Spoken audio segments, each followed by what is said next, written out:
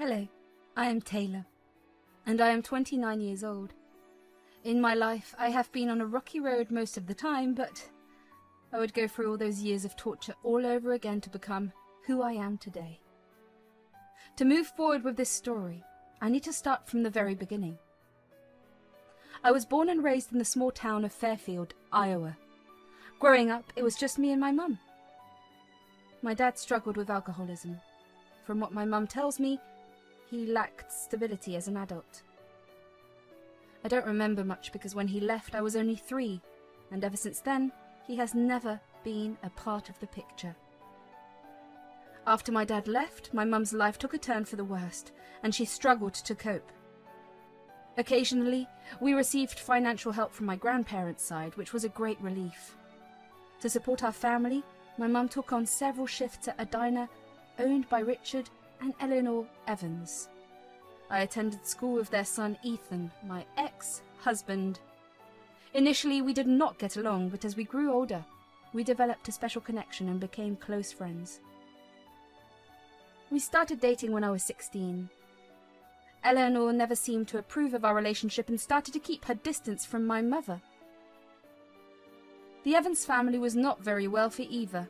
Although the diner was decent, it didn't perform exceptionally well. Ethan used to confide in me about his parents' late-night arguments concerning the struggles of the business. Everything went downhill in the summer of 2016.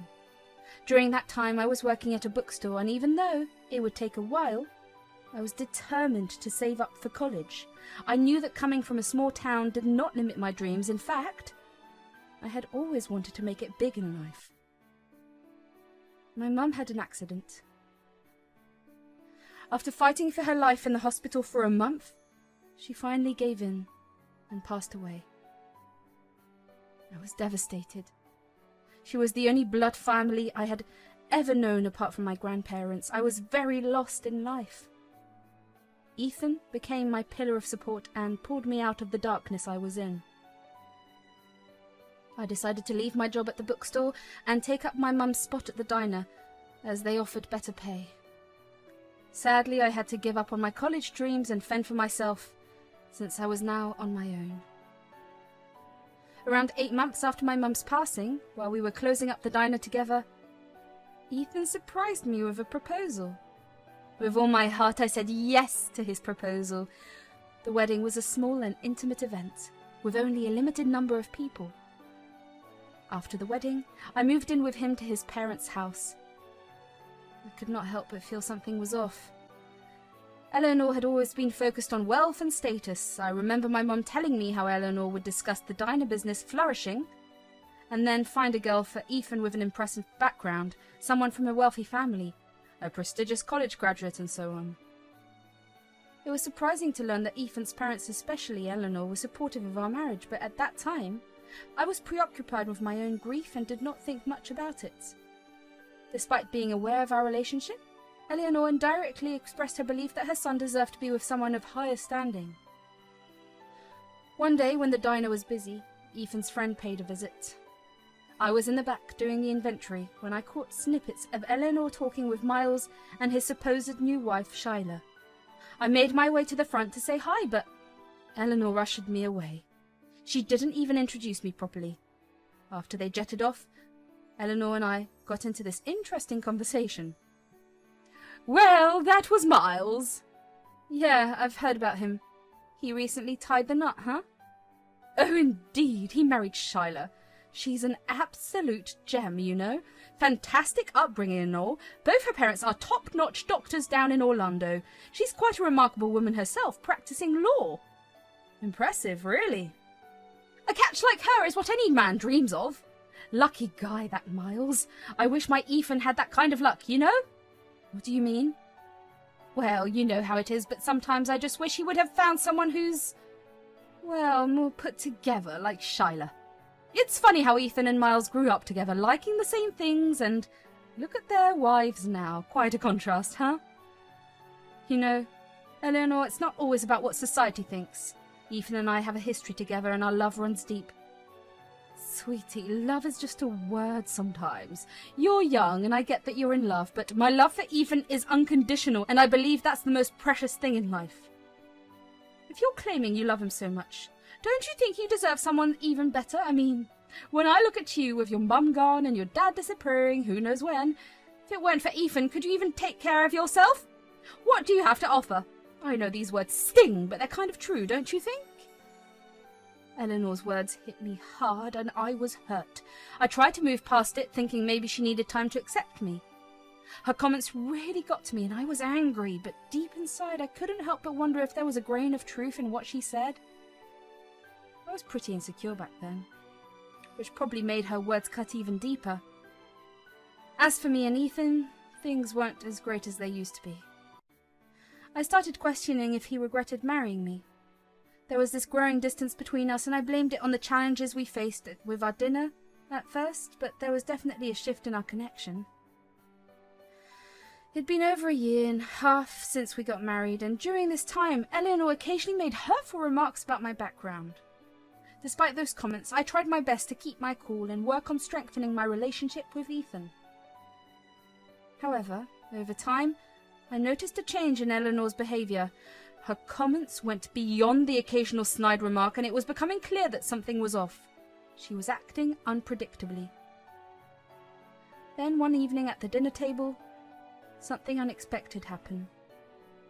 That particular moment ended up altering the course of my life in ways I could never imagine. How was your day, dear? It was all right. Actually, I've been wanting to announce something. Mum and Dad, I've been thinking about this for quite some time now. I think I'm going to invest some of my money in Taylor's education. It's always been her dream to go to college, and the diner's not doing well either anyway, so... The whole dining room went dead quiet when Ethan dropped that unexpected bomb. I was stunned. He hadn't even talked to me about it beforehand. You could feel the tension thick enough to cut with a knife, and even Eleanor looked shaken. I mean, it's a sweet move and all, but maybe a little heads up before dinner would have been nice. What? Jesus Christ, Ethan! Mum, please don't overreact. Richard, why are you not saying anything? You cannot be seriously considering this. Let us hear Ethan out, dear. Ethan and I have not discussed this. Ethan, I think it might be a good call if we chat about this one-on-one first. No, you stop! You do not get to have a say in this. We took your mother in at the diner out of pity. Your alcoholic dad abandoned you. She was a single woman with an 8-year-old with no one to look out for her.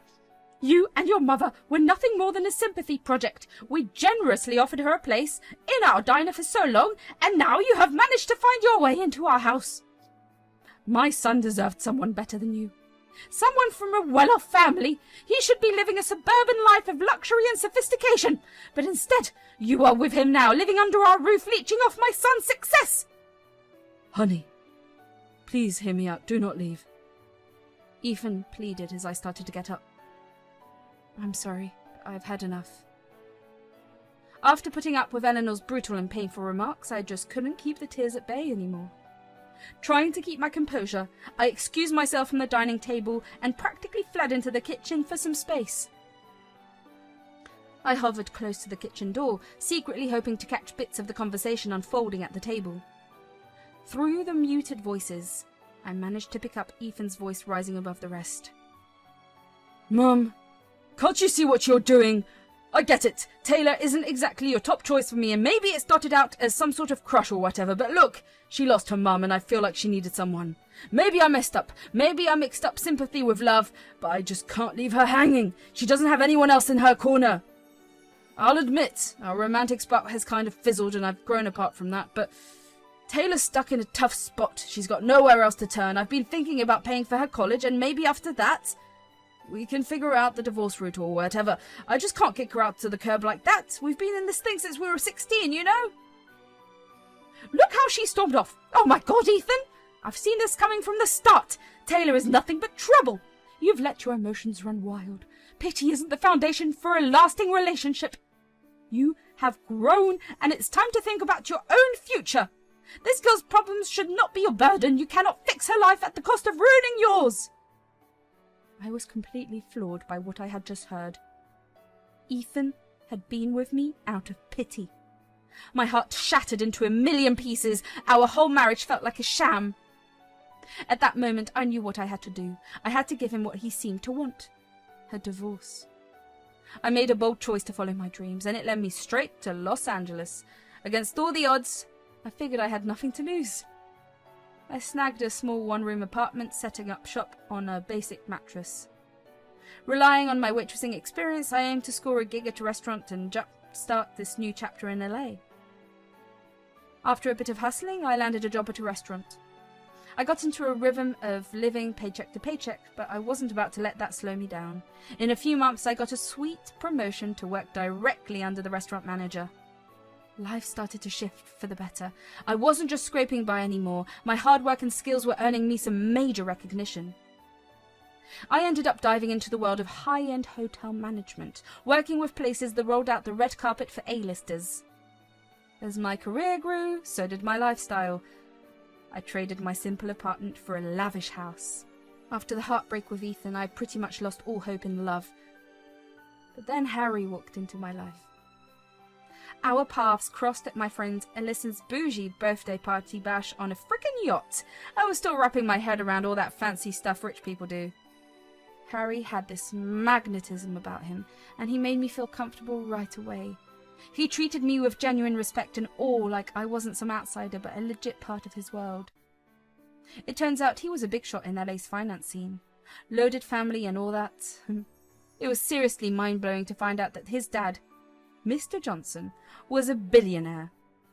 Fast forward to our wedding day, we tied the knot at the stunning vineyard in Los Angeles, and just last month, we hit our first anniversary, which felt like a big deal. I'd be lying if I said I didn't think about Ethan and his family during all this time while I was out here hustling to make a name for myself.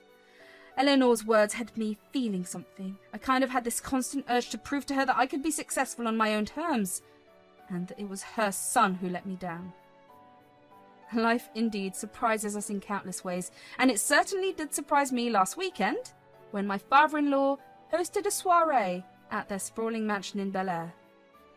While I was mingling, my gaze got locked onto someone across the room, and my heart basically went into overdrive.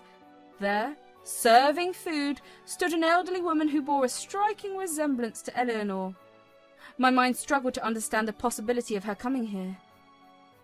Excusing myself from the company, I made my way to the lady, and yes, it was her. "Hey, Eleanor." "Hey, stranger. It has been long." "It has. What are you doing here?" "I'm doing the whole catering thing here. Can you believe it? Rubbing shoulders with all these high-profile folks." "Well, congrats on that, Eleanor." "Thanks, but honestly, you've got a part in this. We might not have come this far if we were still dealing with some holdbacks."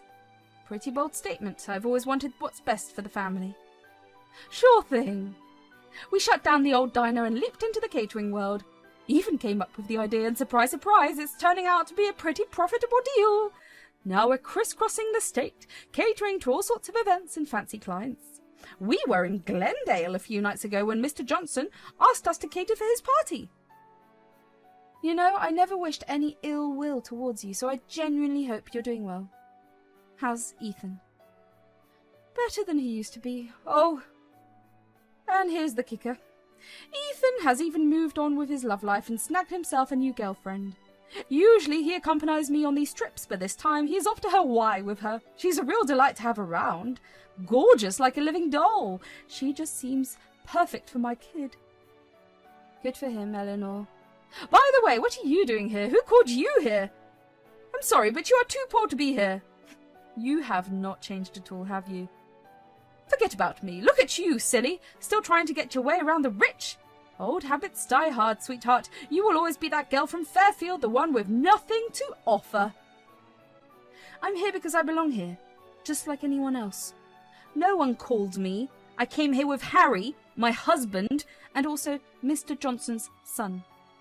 Eleanor's face displayed a look of shock, but she played it cool and mean like always. Don't think he will stick around forever. People like you never stay for long. Eventually he will see that he deserves someone better, someone from his world. Harry is just naive. You have no idea how far I have come. I have a name in the hotel industry now, and... Never mind. You know that your wealth does not define you, just as my past does not define me. I've worked hard to build a life for myself, and I'm proud of where I stand today. Well, aren't you full of yourself? You may have managed to climb the ladder, but you will never truly fit in with people like us. You will always be an outsider. You know, I used to think that way too. But I have learned that truly belonging does not come from material possessions or social status. You've certainly grown bold, haven't you? Well, we will see how long that lasts. I have seen it all before. It is good that Ethan got rid of you. If you want to delude yourself, go ahead, but do not expect me to change my mind about you. I was all set to deal with Eleanor and show her I meant business, but suddenly, ping, the sound of a spoon hitting a glass stole the spotlight. Ladies and gentlemen, if I may have your attention, please. Tonight I stand before you with a lot of pride and joy in my heart. It is a momentous occasion as I pass on the torch of responsibility to the next generation. My son, Harry. I gave Harry a quick look and our eyes connected for a second. I smiled at him like an "I'm proud of you" smile. His dad just handed him a whole business, making it his day to remember. It was his special day, and I was seriously determined to not let anyone from my past mess with the great thing I had going on at the moment. Taylor, my dear daughter-in-law, you have shown us the true meaning of strength and resilience. From the very moment I met Taylor, I was captivated by her tenacity, dedication, and unwavering commitment to her dreams. Her journey from a small town to the chaotic city of Los Angeles has impressed me. She is a remarkable young woman who has not only touched my son's heart, but also brought a lot of joy into our lives. Tonight, we celebrate not just the passing of the torch to my son Harry, but also the recognition of Taylor's extraordinary talent and potential. It is with absolute delight that I announce that Taylor will be taking charge alongside Harry as a key leader in our business. It was totally my I made it moment. To have Mr. Johnson, the big shot behind this business, acknowledge me and hand over this huge responsibility. I can't even put into words how much that means. And with everyone clapping and cheering, Harry made his way to me, just leaned in and gave me this sweet little peck on the cheek. You deserve this as much as I do. I love you, baby. Cheers to us. I love you too. In the middle of all the hype, I totally didn't forget that conversation I was having with Eleanor earlier. And now, with this huge announcement, I was low-key itching to see her reaction and maybe just drop it in on her. So, I scanned around and there was Eleanor right in sight. Hey, I just swung by to soak up this moment. You know, the one where I get to show you how off the mark you were about me? Oh, the golden days of your doubt. Remember when you thought I'd crash and burn in this world like a hot minute ago? I had valid concerns, okay? I mean, how could he... No, he got it all wrong! Well, those worries just got upgraded to my achievements. Co-running this business with Harry, living the life I've always wanted. I didn't level up for your approval, but I can't deny that it's pretty satisfying watching you squirm. At that moment, a hint of satisfaction crept over me because it seemed like karma was doing its thing perfectly. With a little smug smile, I looked into her eyes, somewhat looking down upon her, feeling a boost of confidence. Revenge might not be the noblest thing, but seeing Eleanor's jealousy written all over her face was a pretty satisfying win. It's been about a week since the Big Bash, and I'm pretty sure Ethan's back from his vacation by now. Eleanor must have filled him in on the whole deal too. The feeling of proving himself to those who once doubted me, I cannot even put it into words. It's like a reminder that you never know what someone's really made of, and that even the biggest skeptics can be proven wrong. With Harry right there beside me, we are juggling not just one but two businesses. For the Evans, a lesson learnt, and for me, well, let's just say I'm living life to the fullest. Rich in every sense of the word.